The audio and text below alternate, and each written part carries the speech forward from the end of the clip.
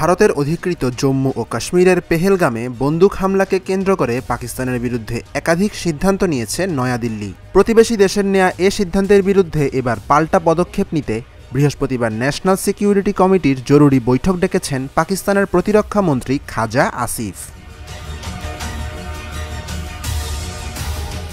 পেহেলগামে বন্দুকধারীদের হামলায় ২৬ জন পর্যটক নিহত এবং ১৭ জন আহত হয়েছেন। আকস্মিক এই ঘটনায় ভারত বুধবার পাকিস্তানের বিরুদ্ধে একাধিক সিদ্ধান্ত নিয়েছে, যার মধ্যে রয়েছে সিন্ধু নদীর পানি চুক্তি স্থগিত এবং পাকিস্তানি নাগরিকদের ভারতে প্রবেশে নিষেধাজ্ঞা আরোপ।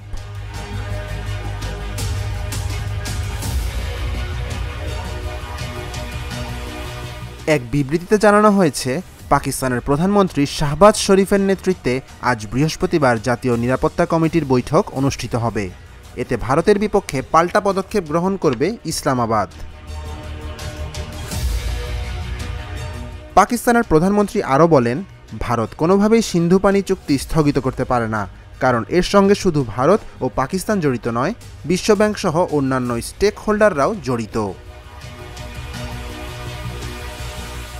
News desk, Dhaka journal.